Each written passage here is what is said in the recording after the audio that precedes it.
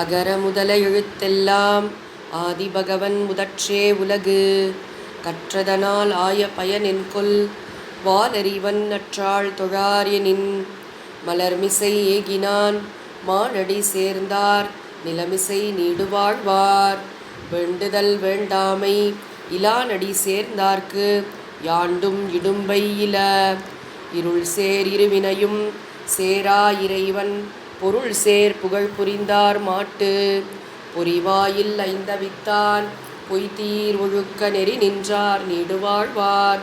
தனக்குவமை இல்லாதான் தாழ் சேர்ந்தார் கல்லால் மனக்கவலை மாற்றலரிது.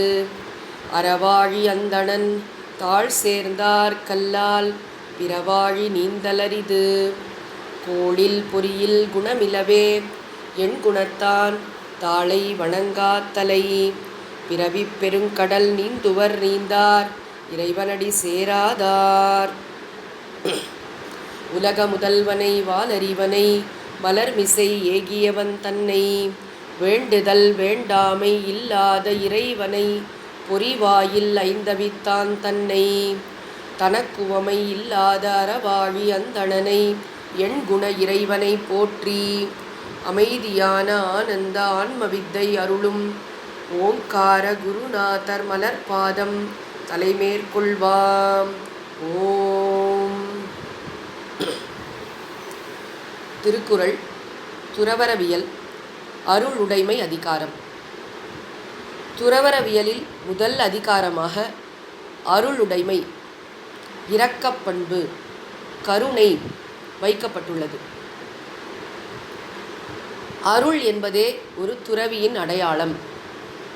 அஹிம்சா அப்படின்னு சொல்கிறோம் இல்லையா, அதற்கென்றே பல அதிகாரங்கள் திருக்குறளில் இருக்குது. அஹிம்சை பிற உயிர்களை துன்புறுத்தாமை. அதோட இன்னொரு சைடு என்ன அப்படின்னா, பிற உயிர்களுக்கு உதவுதல், துயரத்தை போக்குதல்.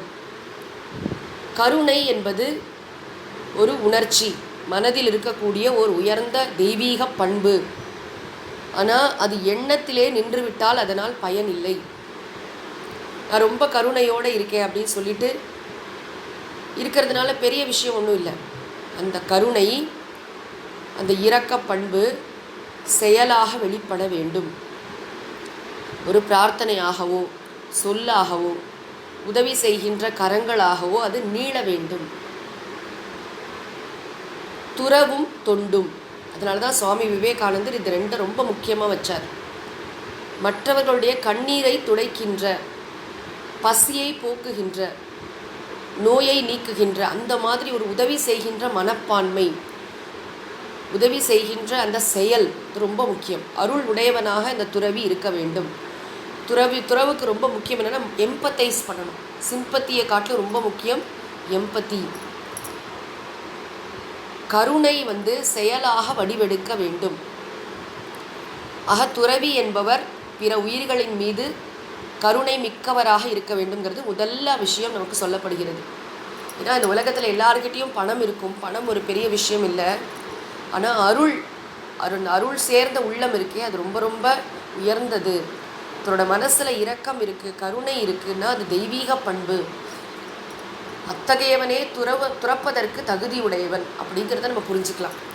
முதல் குறள்லேயே சொன்னார் இல்லையா, அருட்செல்வம் செல்வத்துட்செல்வம் பொருட்செல்வம் பூரியார் கண்ணும் உள அப்படின்னு சொன்னார். ரெண்டாவது குறளில் இன்னைக்கு எத்தனை அறத்துறைகள், அறிவுத்துறைகள் எல்லாத்தையும் ஆராய்ச்சி பண்ணி பாருங்கள். எப்படி ஆராய்ச்சி பண்ணினாலும் நல்லவர்களை நாடி இருந்தது ரொம்ப முக்கியம். நல்லாற்றான் நாடி அருள் ஆழ்க.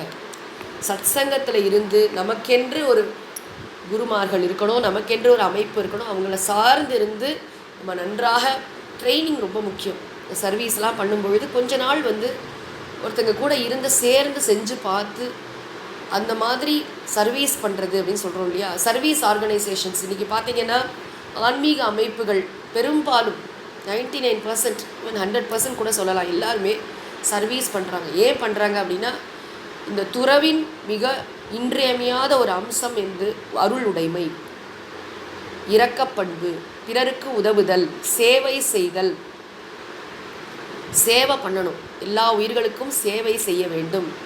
அதனால தான் பார்த்திங்கன்னா எல்லா ஆன்மீக அமைப்புகளும் அன்னதானமாக இருக்கட்டும், கல்வி வழங்குறதா இருக்கட்டும், மருத்துவ சேவைகள் செய்கிறதா இருக்கட்டும், இல்லை ஒரு இயற்கை சீற்றங்களின் போது மக்களுக்கு தாங்களாக முன்வந்து உதவி செய்கிறதா இருக்கட்டும், எல்லா இடத்துலையும் பார்த்திங்கன்னா இந்த ஆன்மீக அமைப்புகள் போட்டி போட்டு கொண்டு சேவையில் இறங்குவதை நாம் பார்க்கிறோம்.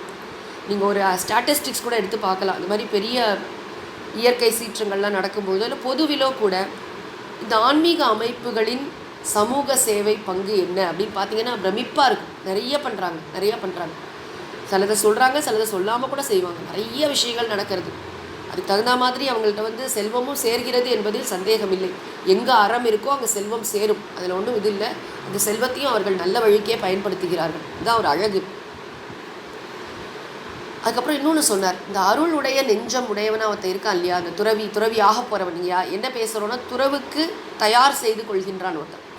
வானப்பிரஸ்த ஆசிரமம் தவ வாழ்க்கை மேற்கொள்பவன், அதாவது நன்றாக இல்லற வாழ்க்கையை நிறைவு செஞ்சுருக்கான், அல்லது பிரம்மச்சரிய ஆசிரமத்திலேருந்து நேரடியாக துறவு வாழ்க்கைக்கு வந்திருக்கான். அப்படிப்பட்ட ஒருத்தனை பற்றி அவர் என்ன செய்கிறார் அப்படின்னா, மனதில் இரக்க குணமுடையவராக இருக்கார். அருள் சேர்ந்த நெஞ்சம், அவருக்கு நரகம் என்பதே கிடையாது. அவர் ஒரு பொழுதும் நரகத்திற்கு செல்ல மாட்டார். இருள் சேர்ந்த இன்னா உலகம் அப்படிங்கிறது நரகத்தை குறிக்கும். ஏன்னா மனசில் அருள் தான் விளக்கு, அருள் தான் ஒளி. அந்த அருள்லேயே தளச்சி இருக்கிறதுனால, அருள்னா இறைவனுடைய அருள், கிரேஸ், அப்படி ஒரு அர்த்தம். இங்கே ஃபோக்கஸ் முழுக்க இவனோட மனசில் மற்றவர்களுடைய கஷ்டத்தை நான் எப்படி போக்குறது, சிரிச்ச முகத்தோட சேவை செய்து கொண்டே பிறருடைய எந்த வார்த்தைகளுக்கும் சுடு சொற்களுக்கும் மதிப்பு கொடுக்காமல், யாருடைய சொற்களாலோ செயல்களாலோ தாக்கப்படாமல், அறிவுபூர்வமான ஒரு மனசில் ஒரு திடத்தோடு இருப்பான். துறவிங்கிறது ஒரு சாதாரண விஷயம் இல்லை. நம்ம முன்னாடியே நிறையா பார்த்தோம். இந்த உலகத்திலேயே ரொம்ப வீரன் யாருன்னு கேட்டால் துறவி தான்.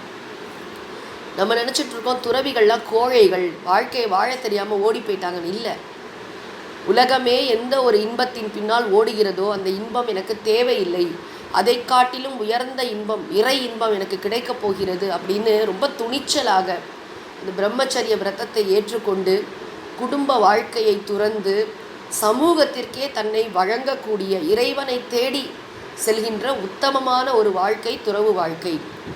வீரத்துறவின்னு தானே சொல்கிறோம். வீரத்துறவி விவேகானந்தர், அது அப்பேற்பட்ட வீரம். திருவள்ளுவரே சொல்கிறாரே, செயற்கரிய செய்வார் பெரியர், சிறியர் செயற்கரிய செய்கலாதார்.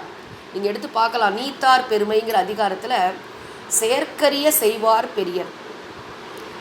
பெரியவங்க அப்படின்னா அவங்க பெரிய செயல்களை செயற்கரிய செய்ய முடியாத செயல்லாம் செய்வாங்களாம். திருவள்ளுவரை பொறுத்த வரைக்கும் செயற்கரிய செயல் எது?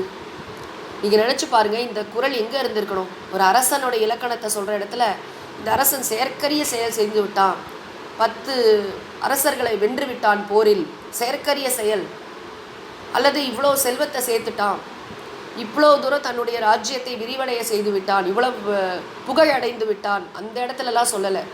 நீத்தார் பெருமையில் சொல்கிறார். துறவியோடைய பெருமையை சொல்கிற இடத்துல இந்த குறளை சொல்கிறாருன்னா என்ன தெரியுமா? அங்கெல்லாம் உரையாசிரியர்கள் பொருள் எழுதுகிறாங்க, செயற்கரிய செயல் எதுன்னா புலனடக்கம், பிரம்மச்சரியம். புலன்கள்லாம் தன்னுடைய கட்டுப்பாட்டில் வச்சுருக்கிறது தான் செயற்கரிய செயல். துறவியோட அடையாளம்லாம் பார்த்துக்கோங்க. புலனடக்கம் இருக்கணும், மனசில் அஞ்சாமை இருக்கணும், அதுக்கப்புறம் அருள் ததும்பி இருக்கணும். அப்படிப்பட்ட துறவி, அந்த துறவியை எண்ணத்தாலோ சொல்லாலோ செயலாலோ யாருமே துன்புறுத்தவே முடியாது. அப்படிப்பட்ட அறிவு கவச்சம், ஞான கவச்சம் அவர்கிட்ட இருக்கும். துறவினா ஏதோ திடீர்னு எனக்கு இன்றைக்கி தோணுச்சு நாளைக்கு போய் நான் காவி ட்ரெஸ் போட்டேன் அப்படி கிடையாது. உடை மாற்றுவதல்ல துறவு. தாயுமானவர் சொல்வார், அந்த கரணம் அடங்க துறப்பதுவே எந்த துறவினும் நன்று எந்தாய் பராபரமே. அந்த கரணம் அடங்க, மனசு அப்படியே அடங்கணுமா. அகங்காரம் மமகாரமெல்லாம் அழிந்து நான் யான் எனது எனும் செருக்கு அறுப்பான் அப்படின்னு இன்னொரு இடத்துல சொல்வார். நானே ஒன்று இல்லை, என்னோடதுனே ஒன்று இல்லை. அந்த மாதிரி அகங்கார மமகாரம் அற்ற அந்த துறவி அவன்தான் உலகத்திலேயே ரொம்ப சிறந்தவன். அவனை யாருமே ஹர்ட்டே பண்ண முடியாது. ஒரு முக்கியமான விஷயம் என்ன ஞாபகம் வச்சுக்கணுன்னா, ஒருத்தர் துறவு வாழ்க்கைக்கு போகிறார் அப்படின்னு சொன்னால் மனசில் துறவு மனப்பான்மை எழுகிறது. அதுவே இறை அருளால் தான் தோன்றும். ஒரு பிறவிகளில் செய்த தவப்பயனால், இறை அருளால், பெரியோர்கள் ஆசையால் ஒருத்தரோட மனசில் சிறு வயதிலேயே நான் துறவி ஆகணும் அப்படின்னு ஒரு எண்ணம் வருதுன்னு வச்சுக்கோங்களேன். அவர் உடனே சரியான ஒரு குருவை நாட வேண்டும். ரொம்ப முக்கியமான ஒரு பாயிண்ட். நாம உணர்ச்சி வசப்பட்டு எதுவும் செய்யக்கூடாது. கடவுள் நம்முடைய எண்ணம் தூய்மையாக இருப்பின், உண்மையாக நாம் இருப்பின், நேர்மையாக இருக்கோம், நம்ம ஆத்மார்த்தமாக இதை வேண்டுறோம்னு சொன்னால் கடவுள் நிச்சயமாக குருவை நமக்கு காட்டி தருவார். இறைவனே குரு வடிவில் வருவார். இது சத்தியம். நான் இப்போ சொல்கிற வார்த்தை பரம சத்தியம்.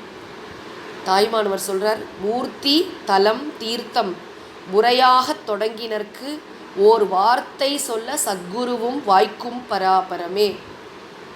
கோவில் கோவிலாக போகிறோமே, யாத்திரை போகிறோமே, எதுக்கு போகிறோம்? மூர்த்தின்னு சொன்னால் அங்கே இருக்கிற இறை வடிவம்.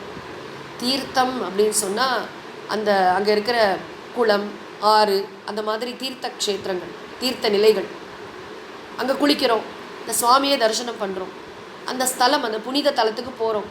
இதெல்லாம் எதுக்காக போகிறோம்? திருவண்ணாமலையில் போய் கிரிவலம் பண்ணுறோம், இமயமலைக்கு போகிறோம், சார்தாம் யாத்திரை போகிறோம், ராமேஸ்வரம் போகிறோம், காஷி போகிறோம். எதுக்கு போகிறோம் அப்படின்னா, மூர்த்தி தலம் தீர்த்தம் முறையாக தொடங்கினருக்கு. கோவில் கோவிலாக போய் நீ நன்றாக இறைவனை வேண்டினால் வார்த்தை சொல்ல சத்குருவும் வாய்க்கும் பராபரமே. நமக்கு ஞான வார்த்தைகளை சொல்வதற்கு சத்குருநாதர் கிடைப்பார்.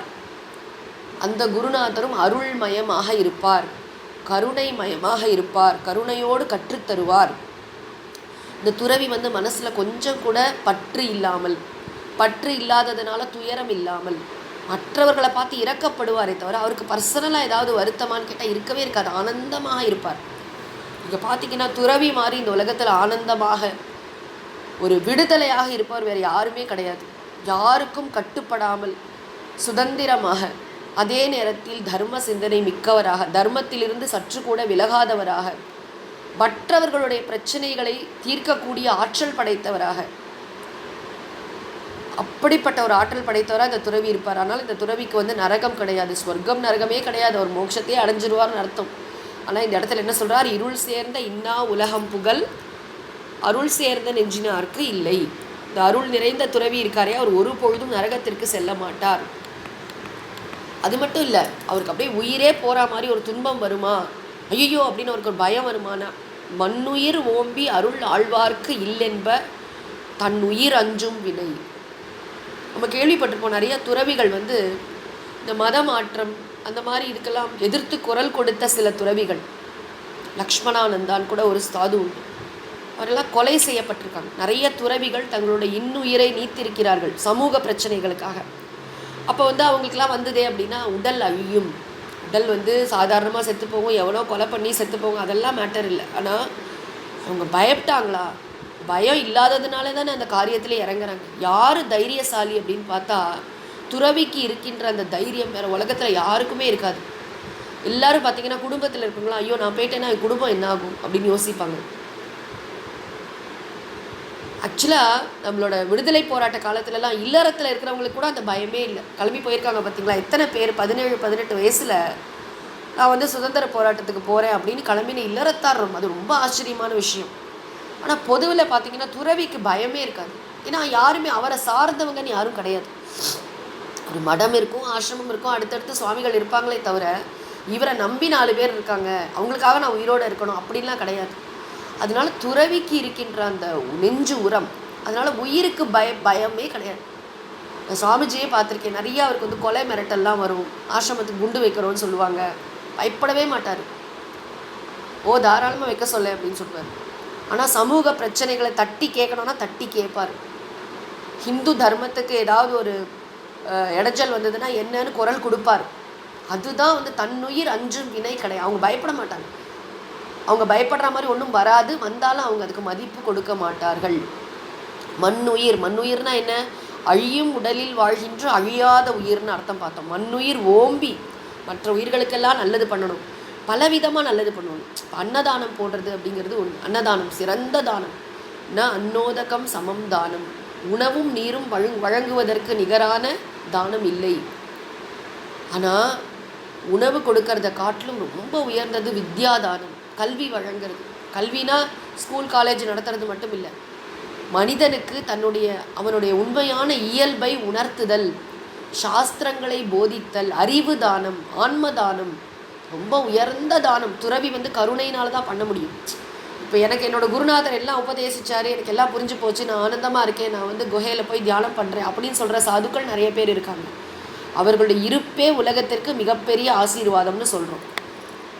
இன்னும் என்ன அப்படின்னா, நான் பெற்றுவிட்டேன், நான் பெற்ற இன்பம் பெருகை வையகம், நான் எல்லாருக்கும் இதை சொல்லி கொடுப்பேன், இந்த உண்மையை நான் உணர்த்துவேன், எல்லாரையும் துயரத்திலேருந்து நான் விடுவிக்குமாறு செய்வேன் அப்படின்னு கங்கணம் கட்டி கொண்டு எல்லா விதமான தானமும் பார்த்திங்கன்னா, தானம் என்பது இல்லறத்தானுடைய தர்மம்னு பார்த்தோம். ஆனால் துறவிதான் உண்மையிலே தன்னையே வழங்கி விடுகிறார் சமூகத்திற்காக. அவங்க பண்ணுற சோஷியல் சர்வீஸாக இருக்கட்டும், அறிவை வழங்குவதாக இருக்கட்டும், என்னவா வேணாலும் இருக்கட்டும், இந்த மாதிரி வந்து வழங்குதலில் கான்ட்ரிபியூஷன் வந்து மேக்ஸிமம், கன்சியூமிங் வந்து மினிமம், அப்படி வச்சுருக்காங்க. ரொம்ப ஆச்சரியமான ஒரு விஷயம். அருள் ஆழ்வார்க்கு அல்லல் இல்லை.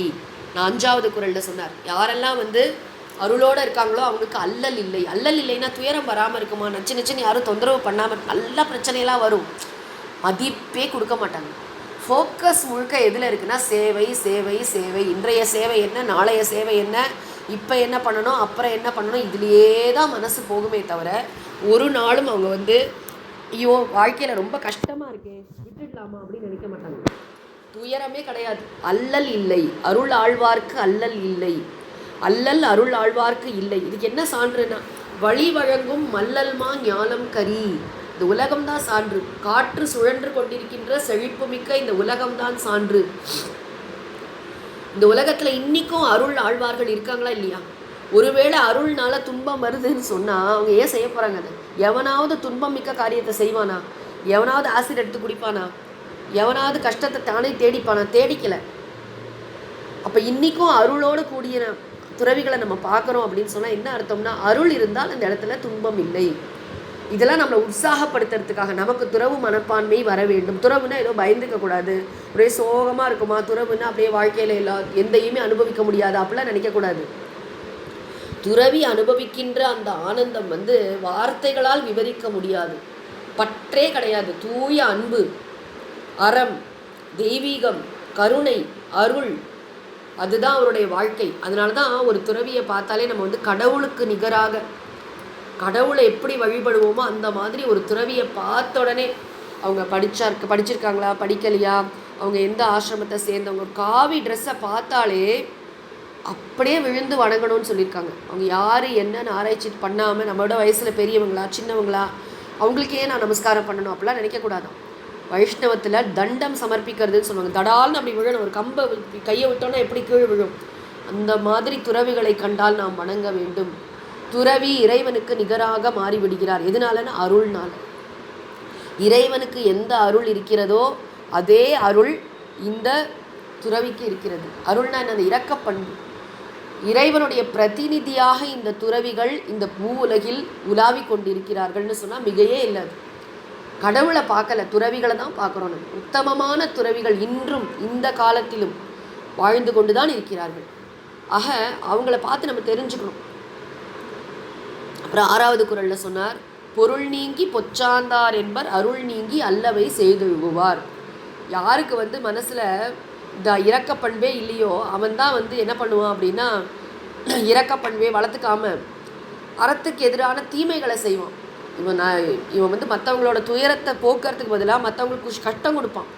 அவன் என்ன பண்ணுறான்னா, பொருள் பொச்சாந்தார், வாழ்க்கையோட குறிக்கோளை, வீடு பேறு என்ற உயர்ந்த குறிக்கோளை மறந்து வாழ்க்கையோட குறிக்கோள்லேருந்து நீங்கிடுறான்ப்பா. அவனுக்கு புரியல, வாழ்க்கையோடைய குறிக்கோளே அவனுக்கு புரியல.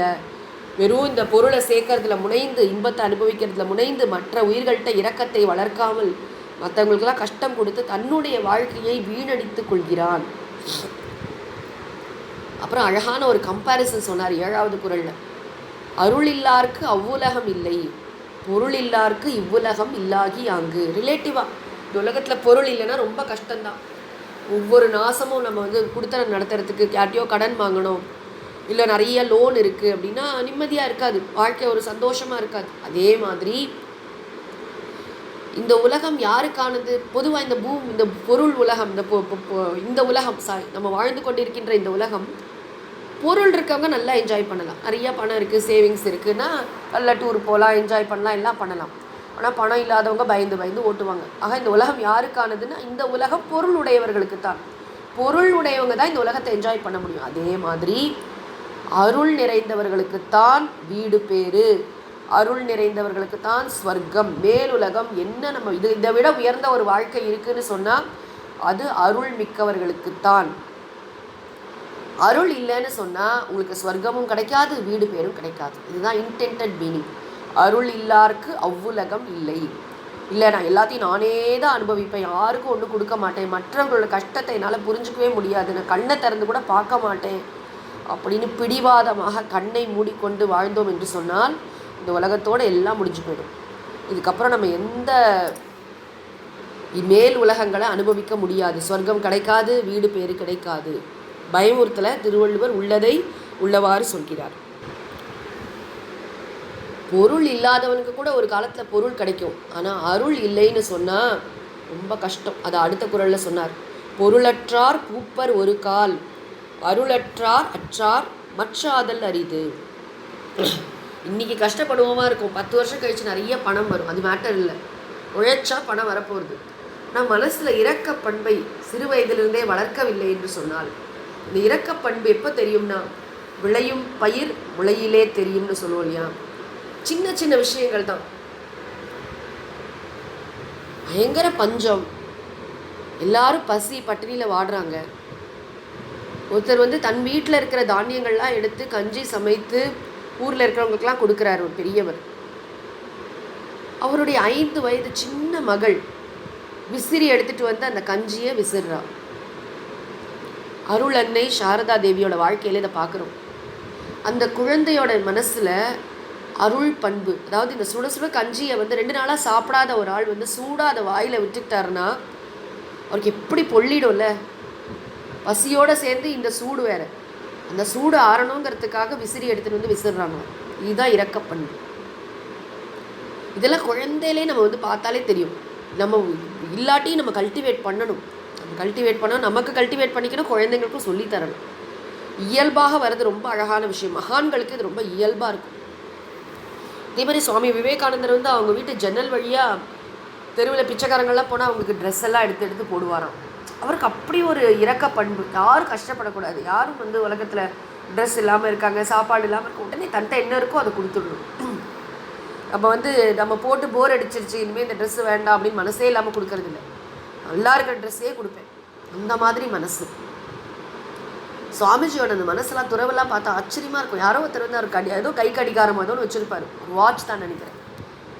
நல்லா இருக்கே சுவாமிஜி, உடனே கட்டி கொடுத்துருவார். ஒரு கைத்தடி, ரொம்ப நல்லா இருக்கே இந்த வாக்கிங் ஸ்டிக்கு, இந்தாப்பா வச்சுக்கோ, அவ்வளோதான். அப்படி ஒரு மனசு சுவாமிஜிகிட்ட பார்க்குறோம் நம்ம. ஆக பொருள் இல்லைன்னா கூட ஒரு காலத்தில் பொருள் அடைஞ்சிடலாம். ஆனால் அந்த அருள் பண்பை வளர்க்கலைன்னு வச்சுக்கோங்க, திடீர்னு ஒரு நாளைக்கு வராது. எனக்கு துறவியாக போகிறவனுக்கு தானே அருள் பண்பு, எனக்கு எதுக்குன்னு கேட்கக்கூடாது. நமக்கும் சொர்க்கம் வேணும், வீடு பேர் வேணும். மனித உடலில் வாழ்கின்ற நம்ம ஒவ்வொருத்தரும் இதை காட்டிலும் அதிகமான ஒரு வாய்ப்பு, ஒரு ஸ்கோப் இருக்குது. நம்ம அதை மறந்துடக்கூடாது. இந்த உலகத்தோடு நம்ம வாழ்க்கை முடிஞ்சிடுச்சுன்னு தயவு செஞ்சு நினைக்க வேண்டாம். இப்போ இருக்கிற பணம், இப்போ இருக்கிற வாழ்க்கை, இதுதான் வாழ்க்கைன்னு நினைக்க வேண்டாம். நம்ம இங்கே விசிட்டர்ஸாக வந்திருக்கோம், டூரிஸ்டாக வந்திருக்கோம்னு எல்லா மகான்களும் சொல்கிறாங்க. நம்ம தற்காலிகமாக, திருவள்ளுவர் பின்னாடி சொல்ல போகிறார், ஒரு மரத்தில் கூடு கட்டி ஒரு பறவை வாழறது இல்லையா, அந்த கூடு மாதிரி தான் அந்த மனித உடல். எப்போ பறவை கூட்டை விட்டு பறக்கும் என்று தெரியாது. அதை போல இந்த உடல் கூட்டை விட்டு உயிர் பறவை எப்பொழுது கிளம்பும் என்று தெரியாது. அப்போ நம்ம எல்லாத்தையும் விட்டுட்டு தானே போகிறோம். ஒரு மரண வீட்டுக்கு போய் என்ன பார்க்குறோம்? கடைசியில் நம்ம சேர்ந்து அழறோம், ஆறுதல் சொல்கிறோம், வேதாந்தம் பேசுகிறோம், எல்லாம் செய்கிறோம். நமக்கு என்ன படிப்பினை அங்கு அப்படின்னா, இறந்த நபர் அவருடைய பேங்க் பேலன்ஸ்லேருந்து ஒரு காசு கூட எடுத்து செல்ல முடியாது. அவருடைய உயர்ந்த சூட்டு கோட்டு எந்த ஒரு பொருளையும் எடுத்து செல்ல முடியாது. உயிருக்கு உயிரான மனைவி, மகள், மகன் யாரையும் உடன் அழைத்து செல்ல முடியாது. யாருமே துணைக்கு வர முடியாது. அப்படி ஒரு நாள் இருக்கா இல்லையா? மரணம் கற்றுத்தருகின்ற பாடம் எப்பேற்பட்டது. அப்போ அதுக்கப்புறம் என்ன அப்படின்னா, திடுக்குன்னு வேற உலகம், வேற வாழ்க்கை.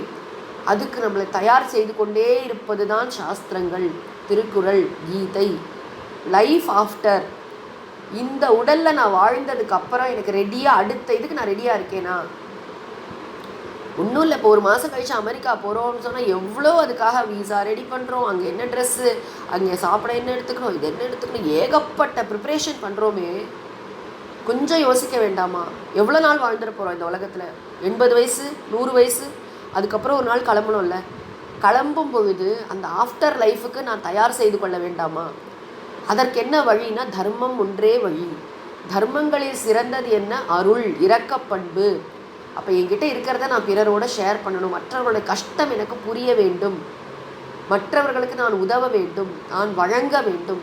அந்த தர்மத்தை சேர்த்து வைத்தால்தான் நம்ம பிற்காலத்தில் நிம்மதியாக இருக்க முடியும். புகழ் அதிகாரத்தில் பார்த்தோம் இதை பற்றி. எப்படி அவனை மேலுலகம் அவனை எப்படி வரவேற்கும். அதாவது இந்த உலகத்தில் அவ்வளவு ஈகை செய்து அவ்வளவு தானம் வழங்கி புகழோடு வாழ்கின்றவனை எப்படி மேலுலகம் ரிசீவ் பண்ணும் அப்படின்னு பார்த்தோம். அப்புறம் அரண் வலியுறுத்தல் அதிகாரத்துலேயும் முக்கியமான கருத்து, ரொம்ப முக்கியமாக இருக்கிறதுனால இங்கே மறுபடியும் ரீகலெக்ட் பண்ணி சொல்கிறேன். அதாவது இந்த உடல் அழியும் போது உயிருடன் 3 விஷயங்கள் தான் போகும். ஒன்று இது செய்த புண்ணியம், இது செய்த பாபம், இது கற்ற கல்வி. இந்த 3 விஷயங்கள் தான் நம்ம எடுத்துகிட்டே போக முடியும். வேறு எதையுமே எடுத்துகிட்டு போக முடியாது. நீங்கள் வேறு என்னவாது இருக்கான்னு சொல்லுங்களேன். ஆக புண்ணியம் செய்யணும். இந்த அருள்லாம் புண்ணியத்தில் தானே சேரும். நிறைய புண்ணியம் சேர்கிறதுன்னு அர்த்தம். யார் அருளோடு இருக்கானோ அவ்வளோ புண்ணியம் சேரும். அது மட்டும் இல்லை, துறவிகள்கிட்ட இன்னொரு ஸ்பெஷாலிட்டி என்ன தெரியுமா?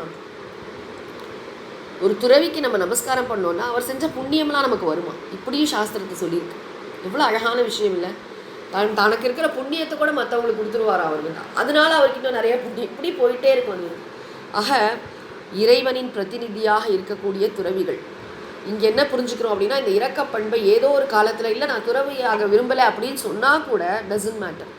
துறவு என்பது புற அடையாளம் அல்ல. துறவு என்பது ஒரு வாழ்க்கை முறை. துறவரம்னு ஒரு வாழ்க்கை முறை இருக்குது இங்கே. முக்கியம் அதை காட்டிலும் மனசில் அதை பண்படுத்திக்கிறோம். ரிஃபைன்மெண்ட். ஒருத்தர் திடீர்னு ஓவர் நைட்டில் துறவி ஆக முடியாது. துறவு என்பது உணர்ச்சி வசப்பட்டு நிகழ்கின்ற ஒரு விஷயம் அல்ல. அது அறிவுபூர்வமானது, அது தெய்வீக அருளுடன் கூடியது, அது சரியான குருநாதரின் வழிகாட்டுதலுடன் நடக்க வேண்டியது. அதனால் அதற்கு சரியான ஒரு ப்ரிப்பரேஷன், அதற்கு அனுகூலமான சூழ்நிலை. நிறைய பேர் பார்த்திங்கன்னா குடும்ப சூழ்நிலைகள்லாம் அவங்களுக்கு சரியாக இருக்காது. அதையும் தாண்டி பல பேர் துறவு வாழ்க்கைக்கு போவாங்க. சில பேர் எல்லாம் அனுகூலமாக இருந்தாலும் போக மாட்டாங்க. இப்படியா எத்தனையோ இருக்குது. அதெல்லாம் இறைவனுடைய நம்முடைய கர்ம வினைகளின் பரிபாகம், எப்படி வேணாலும் சொல்லலாம். அதெல்லாம் ஒரு பக்கம். துறவு வாழ்க்கை நமக்கு இருக்கிறதா இல்லையாங்கிறது நமக்கு தெரியாது. ஆனால் துறவு மனப்பான்மை என்பது மிக முக்கியம். எதுக்கு? இதுக்கப்புறம் ஒரு வாழ்க்கை இருக்கு இல்லையா? நான் இந்த உலகத்தில் நிறைய பொருள் சம்பாதிக்கிறேன், இன்பங்கள்லாம் அனுபவிக்கிறேன், அது போதாது. இந்த கரன்சி எப்படி இந்தியன் கரன்சியை வச்சு நீங்கள் அமெரிக்காவில் ஒன்றுமே பண்ண முடியாதோ, அதே மாதிரி இந்த உலகத்தில் இருக்கிற இந்த விஷயங்களை மட்டும் வச்சுக்கிட்டு நம்ம மேல் உலகத்தில் ஒன்றும் பண்ண முடியாது. ஸ்வர்க்கம் இருக்கிறது, நரகம் இருக்கிறது. நாம் செய்கின்ற நல்வினைகளுக்கு தகுந்த மாதிரி நமக்கு நல்ல பலன்கள் பின்னாடி வேறு உலகத்தில் கிடைக்கும். நாம் தவறு செஞ்சால் நிச்சயமாக நம்மளை நரகத்தில் போட்டு நாம் வாட்டப்படுவோம். இன்னும் நிறையா புண்ணியம் செய்திருந்தோம் அப்படின்னு சொன்னால் நமக்கு உயர்ந்த உண்மைகள்லாம் விளங்கும். பிறவி சுழல்லேருந்தே நம்ம விடுபட்டுருவோம். நிலையான அமைதியான ஆனந்தம்னு சொல்லப்படுகின்ற அந்த வீடு பேரு பிறவா பெருநிலைன்னு சொல்கிறாங்க இல்லையா? போக்குவரவற்ற நிலை.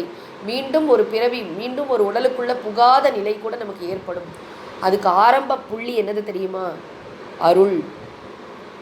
இவ்வளோ ஸ்கோப் இருக்குது. பாருப்பா, உனக்கு உனக்கு 100 கோடி ரூபா கிடைக்கும்னா இல்லை எனக்கு 10,000 ரூபா போரும் அப்படின்னு சொல்கிற மாதிரி நம்ம இங்கேயே நின்றுடுறோம். பொருளற்றார் பூப்பர் ஒரு கால், அருளற்றார் அற்றார் மற்றாதல் அரிது. பொருள் இல்லாதவன் கூட ஒரு காலத்தில் பொருளை பெற்றுவான். ஆனால் இரக்க பண்பு இல்லாதவன் வாழ்க்கையே வீணாக்கிடுறான்ப்பா. அவன் இதை பற்றி யோசிக்கவே இல்லை. சாகிற நேரத்தில் அதெல்லாம் செஞ்சுருக்கலாம், இதெல்லாம் செஞ்சுருக்கலாம்னு நினைக்கக்கூடாது. இன்றே இப்பொழுதே அறச்செயல்களை செய்ய வேண்டும். பிறர் மீது முதல்ல அருளோடு செய்யணும். சும்மா பணம் இருக்குது நான் செய்கிறேன், எனக்கு ATG எக்ஸம்ஷன் கிடைக்கும், இன்கம் டேக்ஸ்லேருந்து தப்பிக்கிறதுக்காக பண்ண, அதெல்லாம் இல்லை. உண்மையிலே எனக்கு அவங்கள பார்த்தா கஷ்டமாக இருக்குது, மற்றவங்களுடைய கஷ்டத்தை போக்கணும் அப்படிங்கிற மனசு இருக்குல்ல, என்னால் என்ன செய்ய முடியும், இதுதான் செய்ய முடியும் அப்படின்னு நினச்சி செய்யணும்ல, அதுதான் ரொம்ப முக்கியம். 9வது குறள் பார்க்கணும். தெருளாதான் மெய்ப்பொருள் கண்டற்றால் தேரின் அருளாதான் செய்யும் அறம். அருளாதான் செய்யும் அறம். தான் அறச்செயல்கள்லாம் செய்யறான், ஆனால் மனசில் இரக்கப்பண்பே இல்லை. இப்போ சொன்னேன் இல்லையா, ஏதோ ஒரு காரியத்துக்காக செய்யறது, இல்லை வேறு ஏதோ ஒரு உள்நோக்கத்துக்காக செய்யறது, கடுமையாக முகத்தை வச்சுக்கிட்டு செய்கிறது இதெல்லாம் இருக்குது. திருக்குறள்லே சொல்லியிருக்கார் பல இடத்துல. ஒரு அன்பாக கொடுக்கறது இல்லை, இந்தா எடுத்துகிட்டு போ அப்படின்னு தூக்கி எறியறது. மனசில் அருள் இல்லை, ஆனால் அறச்செயல்களை செய்கிறோம். அருளாதான் செய்யும் அறம், அதை கொஞ்சம் ஆராய்ச்சி பண்ணி பார்த்தா இந்த அறம் அப்படிங்கிறதுக்கு ப்ரீரிக்வசைட், அறச்செயல்களுக்கு பின்னாடி அருள் என்பது இருக்க வேண்டும். தர்ம சிந்தனைக்கு பின்னால் மிக முக்கியமாக இன்றியமையாததாக இருக்க வேண்டிய ஒரு விஷயம் என்னதுன்னு கேட்டால் அருள், இரக்கப்பண்பு. அந்த இரக்கப்பண்பே இல்லாமல் ஒருத்த தர்ம காரியம்லாம் செய்யலாம். நம்ம இந்த மாதிரி நிறைய பேரை பார்ப்போம், கடுன்னு முகத்தை வச்சுக்கிட்டு எதுக்கு கொடுக்குறாங்கன்னே தெரியாது. கிளம்புங்க எல்லாம் வந்துட்டாங்க, இந்த உலகமே எங்கிட்ட சுரண்டுறதுக்கு தான் வந்திருக்கு, எல்லோரும் கடைசியில் என்னோட பணம் தான் வேணும் அப்படிங்கிற மாதிரிலாம் ஒரு ஆட்டிடியூடோட எல்லோரும் கடைசியில் காசுக்கு தானே வரீங்க, போங்க அப்படின்னு ஒரு திமிரா ஒரு கர்வத்தோட மற்றவர்களை இழிவாக பார்த்து தன்னை ரொம்ப உயர்வாக நினச்சிக்கிட்டு இப்படிலாம் செய்கிற அந்த அறம் அருளாதான் செய்யும் அறம். அருள் இல்லாமல் செய்யப்படுகின்ற அறத்தை தேரின்னு ஆராய்ச்சி செய்து பார்த்தால் எப்படி இருக்குது அப்படின்னா, தெருளாதான் மெய்ப்பொருள் கண்டற்றால். ரொம்ப முக்கியமான ஒரு குறள் இது. தெருளாதான்னு சொன்னால் அறிவாற்றலை வளர்க்காதவன். மெய்ப்பொருள் கண்டற்றால், மெய்ப்பொருள்னா என்ன? மெய்ப்பொருள்னா பரம்பொருள், பிரம்மன், தூய உணர்வு, இந்த உலகத்தின் ஆதாரம், உயிர்களின் ஆதாரம், இறைவனுக்கே ஆதாரம். ஒரே ஒரு பரம்பொருள் தான் இருக்குது, மெய்ப்பொருள், தூய உணர்வுன்னு சொல்கிறோம், கான்ஷியஸ்னஸ். அந்த மெய்ப்பொருள் மேலே தான் உலகங்களும் உயிர்களும், உயிர்களுக்கு உயிரான இறைவனும், உள்ளங்களும் உடல்களும் எல்லாமே கற்பிக்கப்பட்டிருக்கின்றன, சூப்பர் இம்போஸ்ட். எல்லாத்துக்கும் ஆதாரம் ஒரு மெய்ப்பொருள். இது அத்வைத சித்தாந்தத்தில் சொல்கிறாங்க. இது நமக்கு புரியறதோ புரியலையோ நம்ம அசைடாக அப்படி வச்சுக்கலாம். ஆக ஒன்று என்ன புரியும் அப்படின்னா, எல்லாத்துக்கும் ஆதாரமாக ஒரு மெய்ப்பொருள் இருக்கிறது. ஒரு பெரிய கேன்வாஸ் இருக்குது, கேன்வாஸ் மேலே ஏகப்பட்ட படங்களை வரைகிறோம். ஒரு சினிமா ஸ்க்ரீன், ஏதோ ஒரு ஆதார புள்ளி இருக்கு இல்லையா, அதே மாதிரி அந்த மெய்ப்பொருளை பற்றி ஆராய்ச்சி செய்யணும்னு சொன்னால் அதற்கு நமக்கு ஒரு அறிவாற்றல் வேணும். அறிவுனா அதுக்காக ரொம்ப என்ன சொல்கிறது, ரொம்ப ஐன்ஸ்டீன் மாதிரி அந்த மாதிரி ஒரு அந்த அறிவும் அவசியம்தான். ஆனால் ரொம்ப முக்கியமாக அதுக்கென்று சில தகுதிகள் இருக்கின்றன. மனம் ஃபோக்கஸ்டாக இருக்கணும், மனதுக்கு ஒரு ஏகாகிரத்தை இருக்கணும். உலக விஷயங்கள்லாம் ரொம்ப ஆசை இருந்ததுன்னா இந்த மெய்ப்பொருள் ஆராய்ச்சிலாம் உட்கார முடியாது. இங்கே எதில் மெய்ப்பொருள் கண்டற்றால்னு சொல்கிறது எது? கண்டற்றால்னா அதை செய்வதற்கு ஒப்பாகும், மெய்ப்பொருள் ஆராய்ச்சியை செய்வதற்கு ஒப்பாகும். மெய்ப்பொருள் கண்டு அற்றால்னா லைக். இந்த மெய்ப்பொருள் ஆராய்ச்சினா என்ன? சிம்பிளாக சொல்லணும்னா வேதாந்தம் படிக்கிறது. இந்த வேதாந்தம் படிக்கிறது அப்படிங்கிறது it is an example for a try subject. ஒரு 10 நிமிஷம் கூட ப்ரிப்பரேஷன் இல்லைன்னா போய் உட்காந்து கேட்க முடியாது, ரொம்ப போர் அடிக்கும். வேறு ஏதாவது இத்திஹாச புராணங்கள் கூட கேட்கலாம், இன்ட்ரெஸ்டிங்காக இருக்கும். ஆனால் வேதாந்தம் அப்படி அல்ல. வேதாந்தம் படிக்கிறதுக்குன்னு ஒரு தகுதி இருக்குது. ஸோ மனசுக்கு ஒரு ப்ரிப்பரேஷன் அவசியம். இன்னும் சிம்பிளாக சொல்லணும்னு சொன்னால், இப்போ எம்எஸ்சி மேக்ஸோடைய ஒரு ப்ராப்ளம் இருக்குதுன்னு வச்சுப்போமே, அதை ஒரு 3rd ஸ்டாண்டர்ட் 4th ஸ்டாண்டர்ட் குழந்தையினால் போட முடியுமானா போட முடியாது. ஏன் அப்படின்னா அதுக்குள்ளே ப்ரிப்பரேஷன் இல்லை. ப்ரிப்பரேஷன் இருந்தால் படிக்கலாம். 10th +2லலாம் மேக்ஸ் படித்து அப்புறம் பிஎஸ்சி மேக்ஸ் படித்தவங்களால தான் எம்எஸ்சி மேக்ஸில் இருக்கிற ப்ராப்ளம்ஸை புரிஞ்சுக்க முடியும். ஒரு ப்ரிப்பரேஷன். மெய்ப்பொருள் ஆராய்ச்சி பண்ணணும் அப்படின்னு சொன்னால் அதற்கு புத்திக்கு என்று சில சக்திகள் வேண்டும். சக்தினா சில ப்ரிப்பரேஷன். முக்கியமாக மனம் சார்ந்த சாதனைகள்லாம் இருக்குது. மனசில் எண்ணங்கள்லாம் எப்படி வச்சுக்கிறது, புலனடக்கம் முக்கியம், பொறுமை முக்கியம், குருவினிடத்தில் விஸ்வாசம் முக்கியம், மன ஒருமுகப்பாடு இருக்கணும். இப்படி பல விஷயங்கள் சொல்லியிருக்காங்க. இதை தாண்டி புத்திக்கு இதெல்லாம் இருந்தால் புத்தியால் சில விஷயங்களை கிரகிக்க முடியும். ஏன்னா நம்ம புத்தியோடைய இதுவே என்னென்னா, ரொம்ப வெளிநோக்காக இருந்ததுன்னா நம்மளால் கவனம் செலுத்த முடியாது. எப்படி இப்போ ஒரு ஆஸ்ட்ரோஃபிசிக்ஸ் படிக்கிறோம், ரொம்ப சயின்ஸ்லேயே ரொம்ப டீப்பாக ஒரு கான்செப்ட் படிக்கிறோன்னா அதுக்கு மனசெல்லாம் அதில் குவிக்கணுமோ, அதை காட்டிலும் பல மடங்கு சூக்ஷ்மமான விஷயம், நம்மை பற்றிய விஷயம், ரொம்ப சட்டில், இதை புரிஞ்சுக்கணும்னு சொன்னால் மனசு கண்ட பாரி வெளியில் சுற்றிட்டு இருந்ததுன்னா புரிஞ்சுக்க முடியாது. அதுதான் விஷயம். இங்கே ஸ்பெஷல் பவர்ஸ் வேணும்னு நினச்சிக்க வேண்டாம், நம்மளோட சாதாரண புத்தி தான். ஆனால் இந்த புத்தியை நம்ம வெளியின் விஷயங்கள்லையே இப்போ பாரு இன்றைக்கி என்ன சாப்பிட்றது, இன்றைக்கி என்ன ட்ரெஸ்ஸு, இன்னும் என்ன என்ஜாய் பண்ணணும், இதுலேயே மனசை வச்சுருந்தோன்னு சொன்னால் இந்த ஆராய்ச்சிலாம் செய்ய முடியாதவன். இதற்கு ஒரு ப்ரிப்பரேஷன் இருக்குது, புத்திக்கு ஒரு ப்ரிப்பரேஷன் இருக்குது. அதற்காக தான் நிறையா ஜப்பம் சாதனைகள்லாம் செய்து மனசை ஒருமுகப்படுத்தி வச்சுருப்பாங்க. நல்லா திங்க் பண்ணி சட்டில் ஆக்கி வச்சுருப்பாங்க. நிறைய தர்க்கம் லாஜிக்கலாக இன்வால்வ் ஆகும். எல்லாத்தையுமே லாஜிக்கலாக அப்ரோச் பண்ணுறது. முக்கியமாக நிறைய மூளையை யூஸ் பண்ண வேண்டிய இடங்கள் இருக்கும். மெய்ப்பொருள் ஆராய்ச்சி பண்ணுறதுக்கு ஒரு ப்ரிப்பரேஷன் தேவை.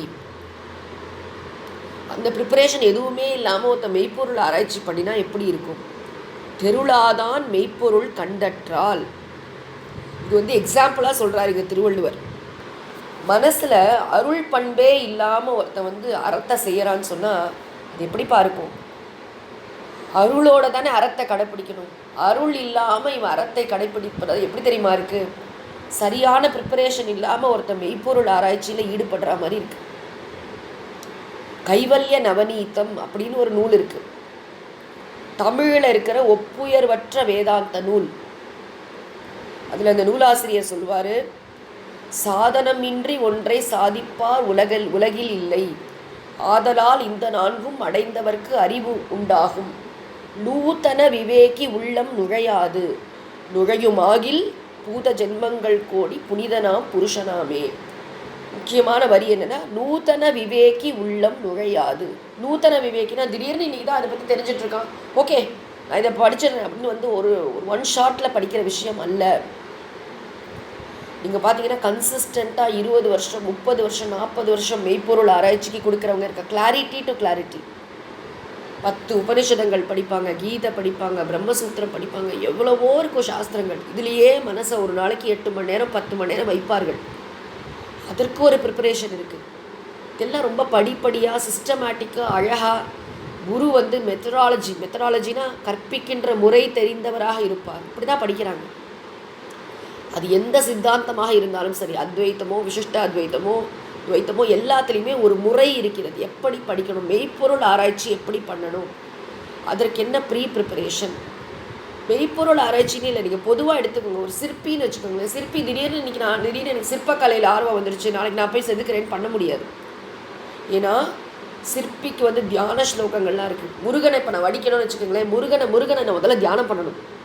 முருகனுக்கு எத்தனை கை இருக்குது, ஒரு கையிலையும் முருகன் என்ன வச்சுருக்காரு, 6 முகங்கள் எப்படி இருக்குது, அவருடைய 2 பாதங்கள் எப்படி இருக்குது, அவர் எப்படி சிரிக்கிறார், அவர் கண்கள் எப்படி இருக்குது, இதெல்லாம் தியான ஸ்லோகமாக எழுதி வச்சுருப்பாங்க.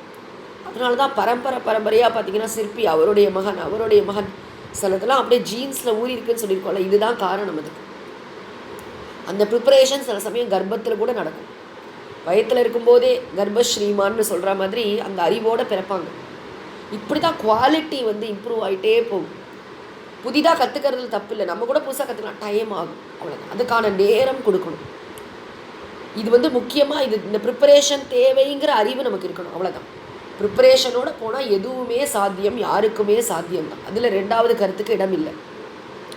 ஆக இங்கே என்ன சொல்கிறோம் அப்படின்னா, நீ அறம் செய்ய போகிறாயா, தர்மம் செய்ய போகிறாயா, தானம் வழங்க போகிறாயா, முதல்ல உன் மனசில் இரக்கப்பண்பு இருக்கணும்ப்பா.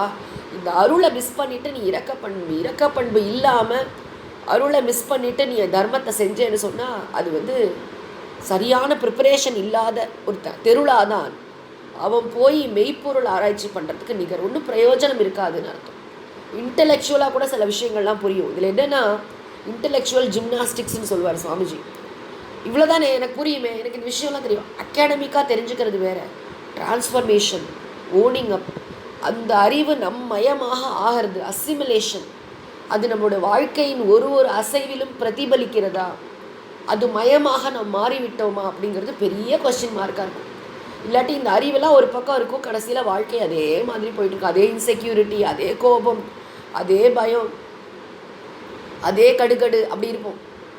நிஜமாகவே நம்ம நமக்கு மெய்ப்பொருள் புரிஞ்சிடுச்சுன்னு சொன்னால் நம்ம வேறு மாதிரி இருப்போம். அதே மாதிரி ஒருத்தன் உண்மையாகவே அறம் செய்யணும்னு சொன்னால் முதல்ல அருளை வளர்க்க வேண்டும். என்ன எக்ஸாம்பிள் பாருங்கள், எக்ஸாம்பிள் கூட உயர்ந்ததாக சொல்லுவாங்க. உவமை அப்படின்னு சொல்லும்போதே உயர்ந்த விஷயங்களை தான் ஓமையாக சொல்லுவேன். என்ன வேணாலும் ஓமை சொல்லலாம். ஆனால் என்ன எக்ஸாம்பிள்? மெய்ப்பொருள் காண்பது அறிவுன்னு 2 இடத்துல சொல்லியிருக்காரு திருவள்ளுவர். அந்த மெய்ப்பொருள் ஆராய்ச்சிக்கு எப்படி ஒரு தகுதி இருக்கோ, எப்படி அதற்கான ப்ரிப்பரேஷன் இல்லாமல் மெய்ப்பொருள் ஆராய்ச்சி பண்ண முடியாதோ, அதே மாதிரி அறம் தர்ம சிந்தனைக்கு ஒரு ப்ரிப்பரேஷன் இருக்குப்பா. அதுக்கு தான் அருள்னு பேர். மனசில் முதல்ல அருளை வளர்த்துக்கொள். கடவுள்கிட்ட பிரார்த்தனை பண்ணு, கடவுளே என்னோட மனசில் இரக்கப்பண்மை கொடுன்னு வேண்டு. மற்றவங்களோட மற்றவங்களை பற்றி கொஞ்ச நேரமாவது நினச்சி பாரு. நம்முடைய சிந்தனைகள்லாம் எப்பயுமே எப்படி இருக்குன்னா, நான் இதே தான். எப்போ பாரு நான் இல்லை என்ன சேர்ந்தவங்க. இதை தாண்டி வெளியில் ஒரு உலகம் இருக்குது, மனிதர்கள் இருக்கிறார்கள், அவர்களுக்கு தேவை இருக்கிறது, அவர்களுக்கு நான் கொடுக்க வேண்டும். அவங்க கஷ்டப்படுறாங்க, மற்றவங்களுடைய கண்ணீரை பார்த்து எனக்கு கண் கலங்குகிறது. அதுதான் அருள். அப்போ இதை பற்றி யோசிக்காமல் இது ஸ்டார்ட் ஆகுமா? மற்றவங்களுடைய கஷ்டத்தை நான் புரிஞ்சிக்காமல் நான் ஏதோ ஏனோ தானோ என்கிட்ட இருக்கிற இதெல்லாம் எப்படியா டிஸ்போஸ் பண்ணணுங்கிறதுக்காக பண்ணுறேன்னா, இல்லை உண்மையிலே மனசில் இரக்கத்தோடு பண்ணேன்னா அப்போ அதோட குவாலிட்டி வேறு மாதிரி இருக்கும். அதப்போ தேவையறிஞ்சு கொடுப்போம். எங்களுக்கு வேண்டான்னு தூக்கி எறியறதில்லை. அவங்களுக்கு என்ன தேவைன்னு பார்த்து ரொம்ப எம்பத்தியோடு செய்வேன். பசியோடு ஒருத்தங்க இருந்தாங்கன்னா அவங்களுக்கு அப்போ சாப்பாடு தான் வாங்கி தரணும். ஒருத்தங்க பண உதவி வேண்டி வந்தாங்கன்னா அவங்களுக்கு பணம் தான் கொடுக்கணும். அவங்கள்ட்ட ஃப்ரீ அட்வைஸ்லாம் அவுத்து விடக்கூடாது. அது நேரம் இல்லை. யாருக்கு எப்போ என்ன தேவை பார்த்து பார்த்து செய்கிற அந்த மனசு, அதுக்கு தான் அருள்னு பேர். பெரிய கஷ்டம் இல்லை, எல்லாருக்குமே அருள் இருக்குது மனசில். கடவுள் கொடுத்துருக்காரு கொடை, அதை வளர்க்கணும், அவ்வளோதான்.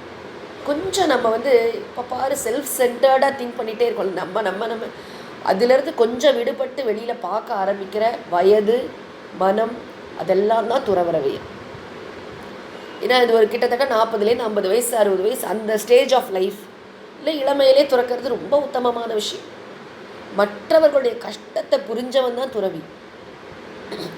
துறவிக்கு ரொம்ப நன்றாக பிறருடைய, ஏன்னா இன்னொரு இது கூட ஆப்போசிட் விஷயமும் இருக்குது. துறவிகள்லாம் மெய்ப்பொருள் ஆராய்ச்சி பண்ணுவாங்க. கண்டிப்பாக துறவரமே எதற்கு அப்படின்னா மெய்ப்பொருள் ஆராய்ச்சிக்கு தான். பின்னாடி திருவள்ளுவர் சொல்ல போகிறார். ஆக இந்த மெய்ப்பொருள் ஆராய்ச்சின்னு போட்டு அறிவை தீட்டி தீட்டி தீட்டி நீங்கள் பார்த்தீங்கன்னா துறவிகளுக்கு அவ்வளோ அழகான ஒரு கிரகண சக்தி இருக்கும். ஒரு விஷயத்தை நீங்கள் சொல்கிறதுக்கு முன்னாடி அவங்க புரிஞ்சுப்பாங்க. ஏன்னா மெய்ப்பொருள் ஆராய்ச்சியே பண்ணிட்டாங்க இல்லையா. குடும்பத்தில் இருக்கிற பிரச்சனைகள் கூட அவங்களுக்கு ரொம்ப ஈஸியாக புரியும். மற்றவங்களோட பிரச்சனைகளை அவங்க சொல்லாமே அவங்களால புரிஞ்சிக்க முடியும். அப்படிப்பட்ட சூக்ஷ்மமான மனம் அவர்களுக்கு ஏற்படும். இது ஒரு ஆப்போசிட் சைடு. ஆனால் இங்கே முக்கியமான விஷயம் என்ன அப்படின்னா, மனசில் அருள் சிந்தனையோடு தான் அறத்தை கடைப்பிடிக்க வேண்டும். ஒருவேளை மனதில் அருள் இல்லாமல் அறத்தை கடைப்பிடித்தால் அது சரியான தயாரிப்பு இல்லாமல், உரிய பக்குவம் இல்லாமல், அறிவை தீட்டிக்கொள்ளாமல் மெய்ப்பொருள் ஆராய்ச்சியில் ஈடுபடுவதற்கு நிகராகும். நீங்கள் வேறு எந்த ஆன்மீக சாதனை வேணால் பண்ணிடலாம். பஜன் பாட சொன்னால் பாடலாம், ஒரு இடத்துல சர்வீஸ் பண்ண சொன்னால் பண்ணலாம், எல்லாமே செய்யலாம். ஆனால் அந்த மெய்ப்பொருள் ஆராய்ச்சி மட்டும் புத்தியை யூஸ் பண்ணுற விஷயம். அதுக்கு ப்ரிப்பரேஷன் தேவை. இதே மாதிரி இந்த இடத்துல அருள் என்பது மிக முக்கியம். அறத்தை செய்வதற்கு அருள் முக்கியம். கடைசி குறள், வலியார் முன் தன்னை நினைக்க தான் தன்னின் மெலியார் மேல் செல்லும் இடத்து. தன்னின் மெலியார் மேல் தான் செல்லும் இடத்து. தன்னின்னா தன்னை காட்டிலும், மெலியார் மேல்னா வலிமை குறைந்தவரிடத்தில். வலிமை குறைந்தவரிடத்தில்னா நம்ம கீழே வேலை பார்க்குறவங்க, நம்ம வீட்டில் வேலை செய்கிறவங்க, யாரை வேணால், யாருக்கு நம்ம ஒரு பாஸாக இருக்கோமோ அவங்களுக்கு. மெலியார் தான் செல்லும் இடத்து. தான் செல்லும் இடத்துனா தான் இரக்கமின்றி நடந்து கொள்ளும் பொழுது. இவங்க எனக்கு கீழே தானே இருக்காங்க, அவங்கள என்ன வார்த்தை சொல்லி வேணால் திட்டலாம், ஏய் அப்படின்னு கூட சொல்லலாம், என்ன வேணால் செய்யலாம் அப்படின்னு ஒரு திமிர் வரும் இல்லையா. அதை அட்ரஸ் பண்ணுறாரு திருவள்ளுவர். அப்போது நீ அப்படி அவங்கள இவங்க திரும்பி பதிலுக்கு பேச மாட்டாங்க அப்படின்னு நினச்சி ஒருத்தங்களை ஏறி மிதிப்போம்ல நம்ம. அப்போது என்ன நினைக்கணுமா, வலியார்னா தன்னை காட்டிலும் வலிமையுடையவர் தன்னை துன்பப்படுத்தும் போது. நம்ம அடி வாங்குற இடம்னு ஒன்று இருக்கும்ல, நமக்கு ஒரு பாஸ் இருப்பார்ல, அவர் முன்னாடி நம்ம கை கட்டி நிற்போம் தானே. நம்ம பதிலுக்கு திட்ட முடியாத இடங்கள் என்பது எல்லாருக்கும் இருக்குது. வலியாருக்கு உலகத்தில் எப்பயுமே இருப்பாங்க. வலியார் முன் தன்னை நினைக்க. உன்னை நினச்சி பாருப்பா, உன்னை விட வலிமை குறைந்தவர்களிடத்தில் நீ கடுமையாக பேசும்பொழுதோ கடுமையாக நடந்து கொள்ளும் பொழுதோ நீயும் ஒருத்தங்கிட்ட அப்படி நிற்ப இல்லை, பயந்து. ஒருத்தவனை திட்டும்போது பதிலுக்கு பேச முடியாத இடங்கள் எத்தனை இருக்குது வாழ்க்கையில். வீடுலேயும் சரி அலுவலகத்துலேயும் எத்தனை சூழ்நிலைகளில் பதில் பேச முடியாமல் நம்ம கை கட்டி இயலாமையில் நிற்கின்ற இடங்கள் உண்டா இல்லையா?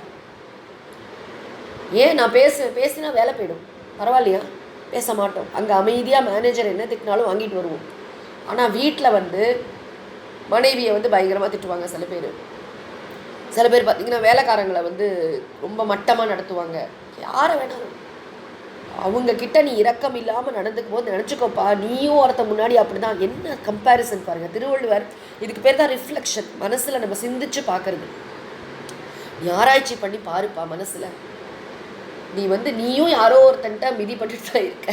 அதனால் மற்றவன் கிட்ட இது ரொம்ப சாதாரணமாக நடக்கிற விஷயம் தானே. யாரோ ஒருத்தங்க நம்மளை எதிர்த்து பேச மாட்டாங்கங்கிற காரணத்தினாலேயே ஒரு சிலரை நம்ம ரொம்ப கிண்டல் பண்ணுவோம். என்ன வேணாலும் பேசலாம்னு நினச்சிப்போம். அவங்களுக்கு ஹர்ட் ஆகுமா ஆகாதான்னு கூட யோசிக்காமல் நிறைய பாடி ஷேமிங்லாம் பண்ணுவாங்க நிறைய பேர். குண்டு வா அப்படின்னு கூப்பிடுவாங்க. மனசு எங்கேயோ வலிக்கும். ஆனால் ஏற்று பேச முடியாத நிலைமையில் அவங்க இருப்பாங்க. ஆனால் என்ன யாராவது குண்டுன்னு கூப்பிட்டா எனக்கு எப்படி இருக்குது? கூப்பிட்றவங்க இருக்காங்களா இல்லையா?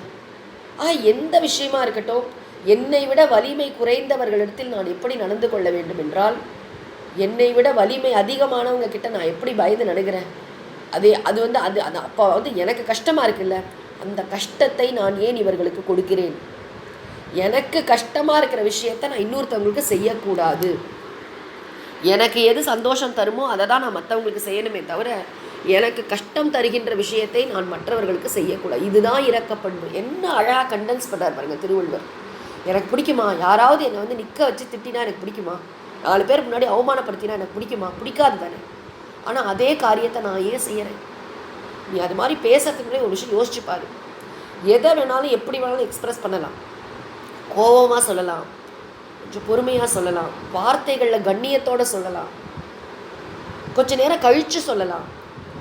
எத்தனை சாய்ஸஸ் நமக்கு இருக்குது. ஆனால் இவங்க எதிர்த்து பேச மாட்டாங்க, இவங்க சம்பளத்துக்காக நம்மளை டிபெண்ட் பண்ணியிருக்காங்கிற ஒரு காரணத்தினால, அது உறவு முறை கெட்டு போயிடும், உறவு முறைக்காக அவங்க இருப்பாங்க அப்படிங்கிற காரணத்தினால யாரை வேணாலும் எடுத்தெறிஞ்சு பேசிடுறது. அப்புறம் நான் மனசில் அதெல்லாம் வச்சுக்கவே மாட்டேன், நான் ரொம்ப பிளெயின் பர்சன், நான் வந்து அப்படியே மனசில் இருக்கிறத கொட்டிடுவேன் அப்படின்னு சொல்கிறோம். தப்பு. என்னை திட்டினா எனக்கு கஷ்டமாக தாங்க இருக்கும். அதே மாதிரி நான் வந்து மற்றவங்களை திட்டக்கூடாது. ஸ்தான கோபம்னு இருக்குது. ஒரு அப்பா பையனை கண்டிக்கிறதோ இல்லை வேலை செய்கிறவங்களை ஏன் செய்யலைன்னு கேள்வி கேட்குறதோ அதெல்லாம் இருக்குது. ஆனால் வார்த்தைகளில் கண்ணியம் ரொம்ப முக்கியம். என்ன வார்த்தை சொல்லி திட்டுறோம், எப்படி திட்டுறோம், இமோஷனலாக திட்டுறோமா இல்லாட்டி அவங்கள புரிய வைக்கணும் திருத்தணுங்கிற நோக்கத்தோட மனசில் அமைதி இழக்காமல் அறிவுபூர்வம் பேசுகிறோமா? நீங்கள் யோசிச்சு பாருங்கள். இந்த மாதிரி செய்யலாமா? எப்படி பேசுகிறோம் ரொம்ப முக்கியம். நம்ம இரக்க பண்புங்கிறது எப்படி வெளிப்படும்? இரக்கத்தோடு இருக்கேன்னா சொற்களில் வெளிப்படும், செயலில் வெளிப்படும். நிறைய நேரம் பார்த்தீங்கன்னா சில பேருக்கு சொல்ல தெரியாது, ஆனால் செயலில் அவ்வளோ அழகாக இரக்கத்தை வெளிப்படுத்துவாங்க. ஒருத்தவங்க கேட்காமையே சாப்பாடு கொடுப்பாங்க, ஏன்னா அவங்களுக்கு பசிக்குங்கிறத ஃபீல் பண்ணி கொடுப்பாங்க. கம்யூனிகேஷன் இருக்காதுங்க. எனக்கு பசிக்குதுன்னு இவங்களும் சொல்லியிருக்க மாட்டாங்க, நான் சாப்பாடு தரேன்ற வார்த்தை கூட இருக்க, டக்குன்னு கையில் ஒரு டப்பா வரும். இந்த மாதிரி இரக்கத்தை வெளிப்படுத்துவதற்கு 1000 முறைகள் இருக்கின்றன. இரக்கத்தை வெளிப்படுத்தினால் மட்டுமே துறவு வாழ்க்கைக்கு நமக்கு தகுதி. இந்த துறவு வாழ்க்கையின் மூலம்தான் அருளை வளர்ப்பதன் மூலம் மட்டுமே நாம் சொர்க்கத்தை அடைய முடியும், மேலுலகங்களை அடைய முடியும். முக்கியமாக வீடு பேற்றுக்கான தகுதியே இந்த அருள் தான், அருள் உடைமை தான். உடைமைங்கிற வார்த்தை ரொம்ப முக்கியம். பொசஸ் பண்ண, இது என்னோட சொத்து, அருள் என்பது என் சொத்து. நான் இந்த அருளை விட்டு ஒரு நாளும் விலக மாட்டேன். ஒரு 6 மாதம் அருளோடு இருந்தேன், அப்புறம் போகையா இதெல்லாம் ஒரு உலகமா, நான் இனிமேல் எல்லாத்தையும் ஸ்ட்ரிக்டாக இருக்க போகிறேன், அப்படி இல்லை. எப்பயுமே அருள் என்பது துறவியின் இயல்பு, ஸ்வபாவமாக இருக்கும். நமக்கும் அது இயல்பாக மாறினால் மிகுந்த நன்மை பயக்கும். உட்கார்ந்து யோசிக்கணும்.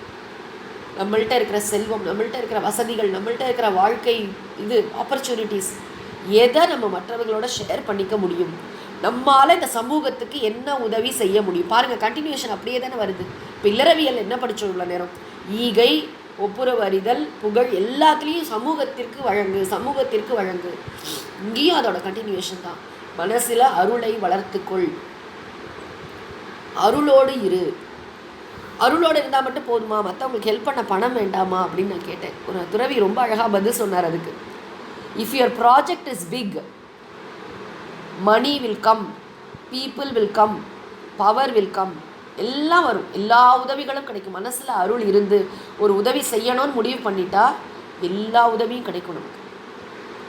மனசில் அருட்பண்பை வளர்ப்பது மிக முக்கியம்.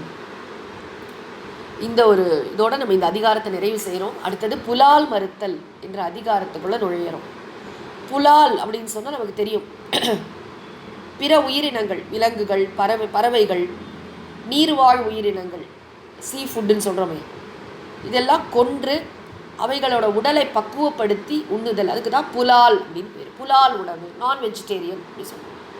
மறுத்தல் அப்படின்னு சொன்னால் வேண்டாம், நான் நான் வெஜிடேரியன் சாப்பிட மாட்டேன் அப்படின்னு சொல்கிறது. இது வந்து ரொம்ப ரொம்ப சப்ஜெக்டிவான, சென்சிட்டிவான ஒரு இஷ்யூ, ஒரு சப்ஜெக்ட். இது நம்ம எப்படி பார்க்குறோம் அப்படின்னு சொன்னால், பொதுவாக உலகத்தில் உணவு பழக்கம் என்பது இடத்தை சார்ந்தது.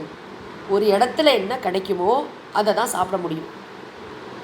இப்போ டிபெட் அந்த மாதிரி நாடுகள்லாம் எந்த உணவு கிடைக்குமோ அதை தான் சாப்பிட முடியும். அங்கே நான்வெஜ் தான் கிடைக்கும். அதனால தான் அஹிம்சையை போதித்த புத்த மதமே கூட, புத்த மதத்தை சேர்ந்த பிக்ஷுக்கள் கூட பெரும்பாலும் நான்வெஜ் தான் சாப்பிட்றாங்க. எந்த இடத்துல என்ன கிடைக்குமோ அதை தான் சாப்பிட முடியும். இது ரொம்ப கிளியர். ஆக யாரோ ஒருத்தர் வந்து நான் பிறந்ததுலேருந்து சாப்பிட்டதே இல்லை அப்படின்னா பெரிய விஷயம் கிடையாது அது. ஏன்னா பழக்கமே இல்லை. யாராவது பக்கத்தில் கொண்டு வந்தால் கூட நமக்கு ஐயோ சாப்பிட கஷ்டமாக இருக்கும், அது பிரச்சனை இல்லை. ஆனால் ஒருத்தர் சின்ன வயசுலேருந்து வீட்டில் சாப்பிட்டுட்டே இருக்காங்க, அதுவும் பிரச்சனை இல்லை. ஏன்னா வீட்டில் பழக்கம், சாப்பிட்றோம், மீன் சாப்பிட்றாங்க, சிக்கன் சாப்பிட்றாங்க, எல்லாம் சாப்பிட்றாங்க. அதற்கு நிறைய ஹெல்த் பெனிஃபிட்ஸ் கூட இருக்குது. அதனால் உடம்புக்கு ஒரு ஸ்டாமினா கிடைக்கிறது அப்படின்னு சொல்லி சில நண்பர்கள் சொல்லி கேள்விப்பட்டிருக்கேன். நல்ல உடம்புக்கு ஒரு சக்தி வரும், நல்ல ஒரு எனர்ஜி கிடைக்கும். உண்மைதான், மறுப்பதற்கு இல்லை. எதுவுமே அளவாக இருக்கிற வரைக்கும் பிரச்சனையே கிடையாது. நம்ம வீட்டில் என்ன பழக்கமோ அது எந்த விதமான கில்ட்டும் இல்லாமல், உயர்வு தாழ்வு மனப்பான்மைகளை கற்பிக்காமல் நம்ம அப்படியே அந்த பழக்கத்தை ஃபாலோ பண்ணுறதுல எந்த விதமான தவறும் இல்லை. இது ஒரு பாயிண்ட். இந்த இடத்துல திருவள்ளுவர் புலால் மறுத்தல் அப்படின்னு யாருக்கு சொல்கிறாருன்னா, துறவியாக போகின்ற ஒருவருக்கு சொல்கிறார். ஏன்னா இப்போ தான் அருள் என்பது துறவியின் ஒரு பண்புன்னு பார்த்தோம். எல்லா உயிர்கள் மீதும் இவர் இரக்கத்தோடு இருக்கார் அப்படின்னு. சில பேர் என்ன செய்வாங்க, துறவியாலாம் ஆக மாட்டாங்க, வீட்டில் தான் இருப்பாங்க. ஆனால் என்னமோ ஒரு ஸ்டேஜுக்கு அப்புறம் வீட்டில் நான் இனிமேல் சாப்பிடல அப்படின்னு விட்டுருவாங்க. நிறைய பேரை நான் பார்த்துருக்கேன். செய்வாங்க, வீட்டில் மற்ற குழந்தைங்களுக்கெல்லாம் செஞ்சு கொடுப்பாங்க, அவங்க சாப்பிட மாட்டாங்க. ஏன்னா மனசில் வந்து ஒரு இரக்க பண்பு, ஏன்னா நிறையா சாப்பிட்டாச்சு போதும். அது ஏதோ மனசில் வந்து உயிர்களிடத்தில் ஒரு கம்பேஷன், ஒரு கருணை வந்திருக்குமோ என்னமோ தெரியாது, சொல்லுவாங்க அப்படி சாப்பிட்றதில்ல. துறவி வந்து இந்த பண்பை கடைப்பிடித்தால் நல்லது அப்படின்னு திருவள்ளுவர் சஜஸ்ட் தான் பண்ணுறார், பரிந்துரைக்கிறார், அவ்வளோதான். அதனால வந்து நான்வெஜ் சாப்பிட்ற துறவிகளே இல்லை அப்படின்லாம் எந்த முடிவுக்கும் நம்ம வர வேண்டாம். நான் மறுபடியும் சொல்கிறேன், இதில் உயர்வு தாழ்வு மனப்பான்மைகளை கற்பிக்க வேண்டிய அவசியம் இல்லை. உணவுங்கிறது இன்றைக்கி எவ்வளோ பெரிய சேலஞ்சாக இருக்குது நமக்கு. உணவில் பார்த்திங்கன்னா வெஜிடேரியன், நான் வெஜிடேரியன், வீகன், எந்த விதமான அனிமல் ப்ராடக்ட்ஸும் நாங்கள் யூஸ் பண்ண மாட்டோம், பால் சாப்பிட மாட்டோம், தேன் கூட சாப்பிட மாட்டோம், இப்படி சொல்கிற ஆள்லாம் இருக்குது. எல்லாத்துலேயும் எக்ஸ்ட்ரீம்ஸ் இருக்குது, எல்லாத்துலேயும் மிதம் இருக்குது, எல்லாம் பார்க்குறோம். ஜஸ்ட்டு நம்ம உலகத்தை ஃபஸ்ட்டு அப்சர்வ் பண்ணணும். பண்ணிவிட்டு என்னுடைய வயது, என்னுடைய உடல்நிலை, என்னுடைய மனநிலை, இதற்கு எந்த உணவு எனக்கு ரொம்ப ரொம்ப அப்ராப்ரியேட்டோ அதை நான் சாப்பிடலாம், அளவாக, மிதமாக, ஹிதமாக, அவ்வளோதான். என்னுடைய ஆன்மீக முன்னேற்றத்திற்கு, முக்கியமாக என்னுடைய மன அமைதிக்கு அனுகூலமான உணவு பழக்கத்தை நான் வச்சுக்கிறது ரொம்ப ரொம்ப நல்லது. ஒருத்தர் வந்து ரொம்ப கடுமையாக வேலை பார்க்குறாரு, ஒரு நாளைக்கு 10 மூட்டை தூக்குறாரு, 10 லோடு வண்டியெலாம் இழுக்கிறாருன்னா அவருக்கு வந்து கண்டிப்பாக தேவைப்படும். அவங்க வந்து வெறும் தயிர் சாதம் சாப்பிட்டுட்டு இருந்தால் உடம்புல சக்தி இருக்காது. இதெல்லாம் நமக்கு புரியும். ஆனால் இந்த இடத்துல என்னென்னா, ஒருத்தர் மெய்ப்பொருள் ஆராய்ச்சிக்காக, மனசில் அருளை வளர்ப்பதற்காக ஒரு துறவு வாழ்க்கை மேற்கொண்டிருக்கிறார், ஒரு ஆசிரமத்தில் சேர்ந்திருக்கார் அப்படின்னு சொன்னால் அங்கே வந்து புலால் உணவு தேவையில்லை என்பது திருவள்ளுவருடைய கருத்து. இதை ஏற்றுக்கிறதும் ஏற்றுக்காமல் விடுறதும் நம்மளுடைய சாய்ஸ். என்ன இருக்கோ அதை மட்டும் நம்ம படிச்சுட்டு போகணும். திருவள்ளுவர் என்ன சொல்கிறாருன்னா, ரொம்ப இந்த உயிர்களெல்லாம் கொண்டு சாப்பிடணுமாப்பா, இது சாதாரணமாக கேட்குற விஷயம் தானே, உனக்கு பாவமாக இல்லையா, அதெல்லாம் பார்த்தா மனசில் அருளை பெருக்கிறதுக்காக வந்த துறவி நீ ஒரு உயிரை கொன்று சாப்பிட வேண்டுமானா வேறு வழி இல்லை. உயிரை கொண்டு தான் சாப்பிடணும் அப்படின்ற சூழ்நிலை நிறைய பேர் அந்த கடல்லாம் மாட்டிப்பாங்க தெரியுமா, வேறு வழியே இருக்காது. ஏதோ ஒன்று சர்வைவல் இன்ஸ்டிங்க்ட்டுங்கிறது ரொம்ப இயல்பான விஷயம் தானே. நான் உயிரோடு இருக்கணும்னா ஏதோ ஒன்று அடித்து சாப்பிடணுன்னா மனிதன் மிருகமாக மாறுவான், ரொம்ப இயல்பான விஷயம். ஆனால் துறவு என்பது இந்த இயல்பை மீறிய விஷயம். இயல்பை தாண்டி, இந்த மிருக இயல்பை தாண்டி, மனித இயல்பை தாண்டி தெய்வீக இயல்பை நோக்கி செலுத்துகின்ற விஷயம். இன்றைக்கி கூட பல மடங்களில், பல ஆசிரமங்களில் நான் வெஜிடேரியன் இருக்குது, இந்தியாவிலே இருக்குது. அதை பற்றி நிறைய சர்ச்சைகளும் ஓடிட்டுருக்கு, நிறைய சண்டைகள்லாம் யூடியூப்பில் நடந்துகிட்ருக்கு, எல்லாம் போயிட்டுருக்கு. எல்லாமே பர்சனல், வெரி வெரி சப்ஜெக்டிவ். நமக்கு என்னங்கிறத நம்ம பார்க்கணும் தவிர இதில் எதுவுமே ஜென்ரலைஸ் பண்ண முடியாது. இது அவ்வளோ முக்கியமான விஷயமும் அல்ல. சுவாமி விவேகானந்தர் அதனால தான் சொன்னேன், எப்போ பாரு இந்த சோறை பற்றியே பேசிட்டு இருந்தால் கிச்சன் ரிலீஜன், வேறு ஒன்றுமே தெரியாதாப்பா உனக்கு, எப்போ பாரு இந்த சாப்பாடு நல்லது அது இதையே பேசிகிட்டு இருப்பானா? மற்ற உயிர்களிடத்தில் கருணை காட்டுறதுக்கு, மற்ற உயிர்களுக்கு சேவை பண்ணுறதுக்கு, இறைவனை தியானம் பண்ணுறதுக்கு நேரம் ஒதுக்கிறத விட்டுவிட்டு இந்த சாப்பாடா அந்த சாப்பாடா இதே ஆராய்ச்சி போய் இருக்கலாம். ஓரளவு ஆராய்ச்சி பண்ணலாம். ஆனால் இதுக்கே வாழ்க்கையை கொடுக்கறதா என்ன? என்ன கிடைக்குதோ அதை பிரசாதமாக மாற்றி, சாதத்தை பிரசாதமாக மாற்றுகின்ற கலையை நம்முடைய பெரியோர்கள் நமக்கு கற்றுக் கொடுத்திருக்கிறார்கள். என்ன சமைச்சோமோ இறைவன் முன்னாடி வச்சு அதை நைவேத்தியம் பண்ணி சாப்பிட்றோம், அது பிரசாதம் ஆகிறது இல்லையா? இங்கே கூட கிராம தேவதைகளுக்கெல்லாம் நிறைய பலி கொடுக்குறாங்க. நிறைய அங்கெல்லாம் ஆடு வெட்டுறது எல்லாம் சர்வசாதாரணம் நடந்துட்டு தான் இருக்குது, சாப்பிட்றாங்க. யாரும் திருவள்ளுவர் சொல்லிட்டாருன்னு மாற போகிறது இல்லை, மாற வேண்டிய அவசியமும் இல்லை. இது ஒரு பண்பு. துறவு மனப்பான்மை மனசில் ஓங்கணும். என் மனசில் நிறைய அமைதி ஓங்கணும், எனக்கு மெய்ப்பொருள் ஆராய்ச்சி பண்ணணும், அருளை வளர்க்கணும், இப்படி நினைக்கிற ஒரு துறவி ஒரு ஃபஸ்ட்டு ஸ்டெப்பாக மனசில் அருளை வளர்த்து கொள்ளக்கூடிய துறவி இதையும் பண்ணலாமே, வாய்ப்பு இருந்தால். அண்டர்லைன், அவன் இருக்கக்கூடிய இடத்துல சாய்ஸ் இருக்குது. அவனுக்கு வெஜிடேரியனும் கிடைக்கும், நான் வெஜிடேரியனும் கிடைக்கும்னா நீ வெஜிடேரியன் சாப்பிடுப்பா, நான்வெஜ்ஜை அவாய்ட் பண்ணிக்கோ. இல்லை உனக்கு நான்வெஜ் மட்டும்தான் கிடைக்கும், அதில் தான் நீ பழக்கணும்னா அதெல்லாம் சாப்பிட்டாங்கணும், வேறு வழி கிடையாது. எல்லாம் தேசாச்சாரம்னு பேர்.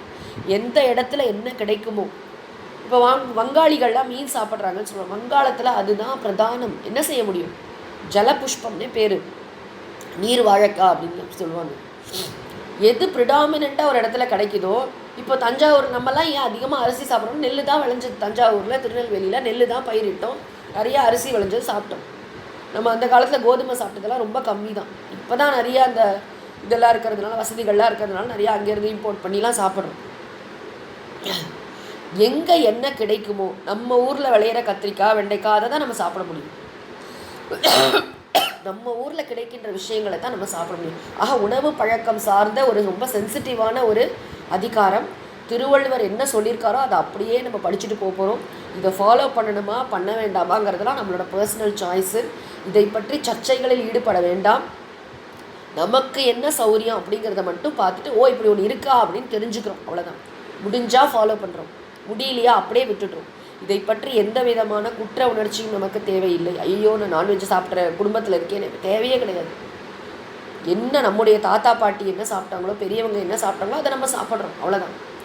இல்லை சில சமயம் டாக்டர்ஸே சொல்லுவாங்க, நீங்கள் இதை கட் பண்ணுங்கள், ரொம்ப அதிகமாக உங்களுக்கு கொலஸ்ட்ரால் அதிகமாக இருக்குது, நீங்கள் அதை சாப்பிட வேண்டாம், இல்லை வாரத்தில் ஒரு வாட்டி சாப்பிடுங்கன்னா அதுக்கு தகுந்த மாதிரி அதை குறைச்சிக்கிறது.